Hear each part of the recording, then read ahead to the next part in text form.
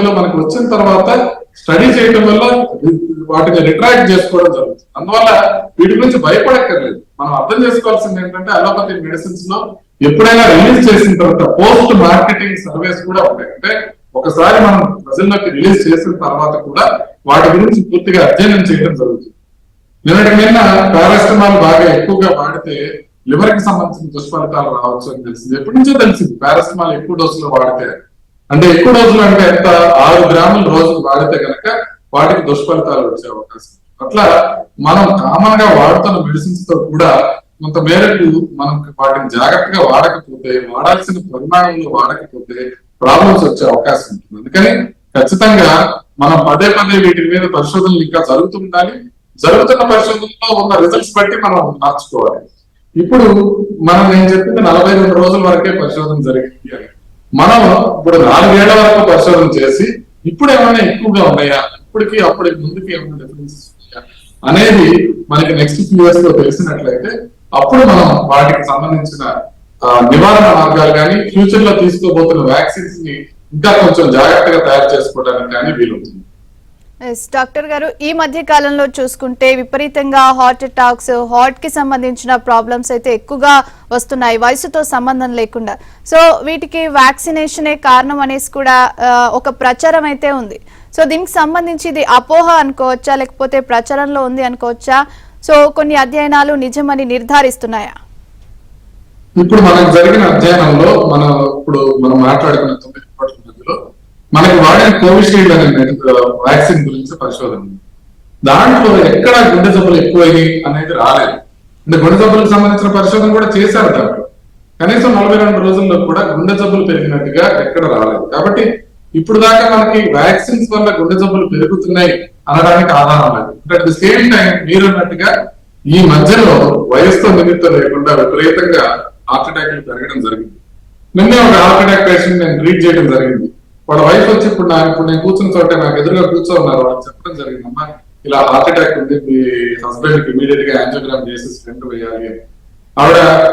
నిదానంగా ఆవిడ అన్న మాట నన్ను ఆశ్చర్యం జరిగింది. అంటే ఇప్పుడున్న పరిస్థితి బట్టి మేము అనుకుంటున్నామండి హార్ట్ అటాక్స్ మా ఇద్దరు ఎవరో ఒకరికి రావచ్చు, ఫ్యామిలీలో ఉంది అని. కానీ ఒక 10 ఏళ్ల వరకు రాదనుకున్నాం, ఈ లోపల రావు. అంటే ప్రజలు కూడా కొంత మేరకు హార్ట్ డిసీజులు పెరుగుతున్నాయి అన్న విషయాన్ని గ్రహించున్నారు. ఖచ్చితంగా హార్ట్ డిసీజులు పెరుగుతున్నాయి, ఇవి వ్యాక్సిన్ వల్ల అని అనుకోవడం అనేది ఒక పలాయన వాదం అవుతుంది. అంటే మనం ఏం చేయలేము వీటి గురించి. మనం యాక్టివ్ గా చేయగలిగింది ఎంతో ఉంది, ఈ హార్ట్ డిసీజ్ ని మనం ప్రివెంట్ చేసుకోవడానికి ఎంతో ఉంది అనేది మనం గుర్తించాలి. ఇప్పుడు నిన్న ఒక యాన్యువల్ మన కన్సంప్షన్, మనకి నేషనల్ కన్సంప్షన్ రిలీజ్ అయింది ఒక రిపోర్ట్. ఆ నేషనల్ కన్సంప్షన్ రిలీజ్ అయిన దాంట్లో మనకు తెలుస్తుంది ఏంటంటే టొబాకో కన్సంప్షన్ 2010 నుంచి 2020కి పెరిగింది. అదేవిధంగా జంక్ ఫుడ్ కన్స్యూమ్ చేయడం అనేది లాస్ట్ 10 ఏళ్లలో విపరీతంగా పెరిగింది అనేది తెలిసింది. అంటే మనకు తెలుస్తుంది ఏంటి, మనకి నాన్ కమ్యూనికబుల్ డిసీజెస్ అన్ని ఆటోమేటిక్ గా పెరుగుతున్నాయి. బీపీలు పెరుగుతున్నాయి, షుగర్ పెరుగుతా ఉంది, స్మోకింగ్ పెరుగుతా ఉంది, జంక్ ఫుడ్ పెరుగుతా ఉంది. వీటి అన్నిటితో పాటుగా కోవిడ్ తర్వాత స్ట్రెస్ అనేది చాలా అధికంగా పెరిగింది. సో వీటి వలన మనం హార్ట్ ప్రాబ్లమ్స్ ఎక్కువగా వస్తున్నాయి అని మనం తెలుసుకున్నట్లయితే వీటిని నివారించుకోవడానికి మనం చర్యలు చేపట్టే అవకాశం ఉంది.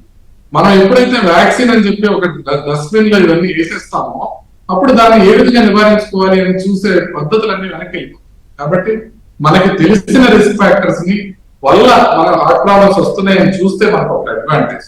అంత మాత్రం చేత వ్యాక్సిన్ వలన హార్ట్ ప్రాబ్లమ్స్ వస్తున్నాయా లేదా అనేది చూడొద్దు అని అంటలేదు. దాని గురించి పరిశోధన జరగాలి. కానీ ఈ లోపల ప్రజలకి ఏ విధంగా మేలు జరుగుతుంది అంటే మనం తెలిసిన రిస్క్ ఫ్యాక్టర్స్ అధికం అవుతున్నాయి, వీటి వల్ల గుండె జబ్బులు పెరుగుతున్నాయి, మన కళ్ళ ముందు చిన్న పిల్లలు చనిపోతున్నారు గుండె జబ్బులతో. వీటిని ప్రివెంట్ చేసుకోవడానికి మనం ఎన్ని జాగ్రత్తలు తీసుకోవాలో సిపిఆర్ కూడా అందరూ అదే విధంగా నేర్చుకోవాలి. మన జీవన శైలిని మనం మార్చుకోవాలి. వీటి వల్ల మనం గుండె జబ్బులు తగ్గించుకోవడం అవసరం అనే విషయం ప్రజల్లోకి తీసుకెళ్లాల్సిన అవసరం. డాక్టర్ గారు, మీరు చెప్పినట్టు వ్యాక్సినేషన్ తర్వాత స్ట్రెస్ కానివ్వండి, యాంగ్జైటీ కానివ్వండి, ఇంకా నీరసించిపోవడం, ఎక్కువగా ముందున్నట్టు యాక్టివ్గా ఉండకపోవడం, ఇవన్నీ కూడా ఇట్లాంటి లక్షణాలు ఉన్నాయి వయసుతో నిమిత్తం లేకుండా అంటూ కూడా కంప్లైంట్స్ వస్తున్నాయి. సో దీనికి సంబంధించి ఏం చెప్తారు? అంటే ఇప్పుడు మనం ప్రధానంగా తీసుకుంటే మనం ఆల్మోస్ట్ ఎన్నో 100 కోట్ల మందికి వ్యాక్సిన్స్ వేయడం జరిగింది. కొంతమందికి పోస్ట్ వ్యాక్సిన్ తో సింటమ్స్ వస్తున్నాయి అనేది మీరు అడుగుతుంది, నిజమే. కానీ పోస్ట్ కోవిడ్ తో అలాంటి సింటమ్స్ వస్తున్నాయి అనేది ఖచ్చితంగా డాక్యుమెంట్ అయిపోయి ఉంది. కానీ ఏదేమైనప్పటికీ కూడా మనం ఏ విధంగా సింటమ్స్ వచ్చినా, వీక్నెస్ లాంటిది, లేకపోతే కొంచెం గుండె దడగా అనిపించడం, కళ్ళు తిరగడం అనిపించడం, ఇలా నాన్ స్పెసిఫిక్ సింటమ్స్ కొంత మేరకు కోవిడ్ తర్వాత కొంతమందిలో కోవిడ్ వ్యాక్సిన్ వలన కాదా అనేది తెలియకపోయినా కూడా కొంత మేరకు ఎక్కువైన మాట మాత్రం ఖచ్చితంగా నిజమే. ఇలా రావటం అనేది మనం కొంత మేరకు వాళ్ళ లైఫ్ స్టైల్ ఇబ్బంది పెడుతోంది, వాళ్ళ జీవన ప్రమాణాలను కూడా పూర్తిగా దెబ్బతీస్తుంది.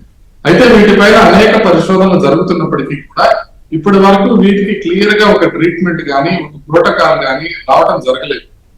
నెదర్లాండ్స్ లో, బెల్జియం లో వాళ్ళు జరిగిన పరిశోధన ప్రకారం వాళ్ళు చెప్పింది ఏంటంటే మల్టీ డిసిప్లినరీ అప్రోచ్ అవసరం అని. అంటే ఒక ఫిజియోథెరపిస్ట్, ఒక సైకాట్రిస్ట్, ఒక ఫిజిషియన్ వీళ్ళందరూ కలిసి వీళ్ళని ట్రీట్ చేయాల్సిన అవసరం ఉంది అని తెలిసింది తప్ప ఒక పర్టికులర్ గా దీనివల్ల కాజ్ కానీ, ఒక పర్టికులర్ గా దీన్ని నివారించే మార్గం కానీ, ఒక పర్టికులర్ గా దీన్ని ట్రీట్ చేసుకునే విధానం కానీ తెలియట్లేదు. అయితే ఇంతకు ముందు కూడా, కోవిడ్ కి ముందు కూడా అనేక వైరస్లు కలగజేసే వైరల్ డిసీజెస్ వలన ఆ తర్వాత ఇలాంటి సిమ్టమ్స్ వచ్చేవి.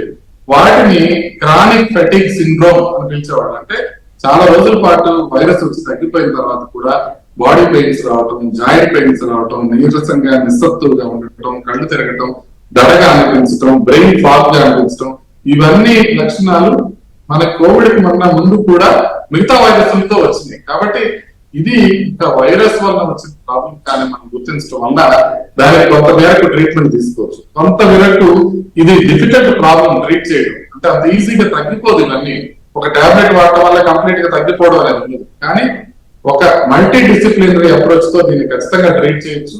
చాలా మంది పేషెంట్స్ బెటర్ అయి వెళ్ళిపోతున్నారు. అండ్ మెదడుకు సంబంధించి ముఖ్యంగా చూసుకుంటే జ్ఞాపక శక్తి లోపించడం లాంటివి కూడా చూస్తున్నాం.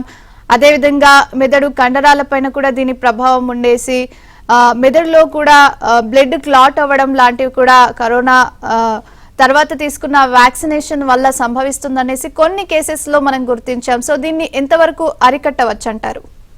అంటే మెదడులో రక్తం గడగడటం అనేది మనకు క్లియర్ గా తెలుస్తుంది. ఈ స్టడీలో కూడా, వ్యాక్సిన్ లో పబ్లిష్ చేసిన స్టడీలో కూడా మీకు క్లియర్ గా తెలుస్తుంది మెదడులో రక్తనాళాల్లో గడ్డగట్టే అవకాశం కోవిడ్ వ్యాక్సిన్ తర్వాత, ఎస్పెషల్లీ ఆస్ట్రాజెనికా వ్యాక్సిన్ తర్వాత. ఎంఆర్ఎన్ఏ వ్యాక్సిన్స్ తో ఇది లేదు, ఆస్ట్రాజెనికా వ్యాక్సిన్ తర్వాత పెరిగింది అని. ఎంత మేరకు పెరిగింది అనేది కూడా వాళ్ళు క్లియర్ గా చెప్పడం జరిగింది.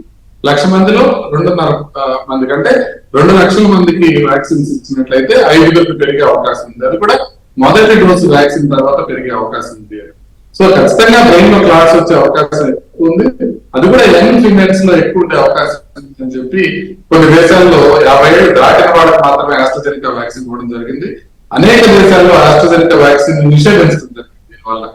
కానీ ఆ పరిమాణం చాలా తక్కువ జరిగింది. ఇండియాలో జరిగిన స్టడీలో వాళ్ళు చెప్పింది ఏంటంటే మన ఐసీఎంఆర్ వాళ్ళు 0.001% మందికి మాత్రమే ఇలా వచ్చింది అని. అంటే చాలా తక్కువ మందికి మాత్రమే ఇలా వ్యాక్సిన్ తర్వాత సైడ్ ఎఫెక్ట్స్ రావడం జరిగింది అని. ఈ బ్రెయిన్ ఫాగ్ లేకపోతే మెంటల్ కన్ఫ్యూజన్ వ్యాక్సిన్ తర్వాత వచ్చింది అనడం కన్నా కోవిడ్ తర్వాత వస్తుంది అనేది ఎక్కువ జరుగుతున్న విషయం. అయితే ఇలా క్లియర్ గా తెలియడానికి మనకి ఒక ఆధారం లేకుండా పడింది. కారణం ఏంటంటే అనేక కోట్ల మందికి కోవిడ్ రావడం, అనేక కోట్ల మందికి వ్యాక్సిన్ వేయడం, ఈ రెండు తీసుకున్న వాళ్ళు, కోవిడ్ వచ్చిన వాళ్ళు ప్లస్ వ్యాక్సిన్ వేసిన వాళ్ళు ఇద్దరు ఒకళ్ళే అవడం దీనికి కారణం. అంటే కోవిడ్ రాకుండా కేవలం వ్యాక్సిన్ వేసుకున్న వాళ్ళని మాత్రమే స్టడీ చేసినట్లయితే కొంత మేరకు ఇవి బయటపడే అవకాశం ఉంది. అయినా కూడా ఇవి ఎందువల్ల వచ్చింది అనేది ఒకరికి గిల్ట్ ఆపాదించడం మాత్రమే కాకుండా వాటిని ట్రీట్ చేయడానికి ఏ విధంగా చేయొచ్చు అనేది మనం చూడాలి.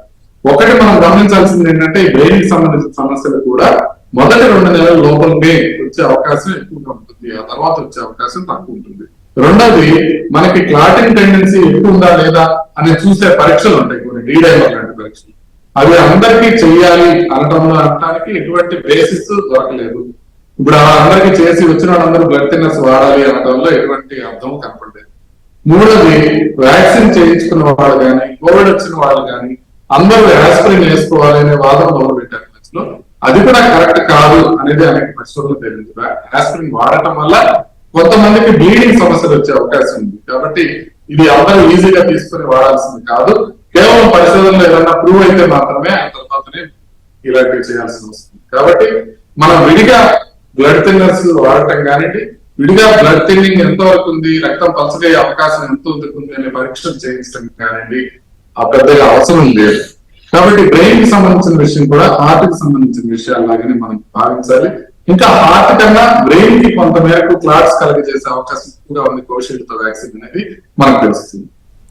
థ్యాంక్ యూ డాక్టర్ గారు. కరోనా వ్యాక్సినేషన్ కి సంబంధించి సైడ్ ఎఫెక్ట్స్ పైన అవగాహన కల్పించారు. ధన్యవాదాలు. నమస్తే.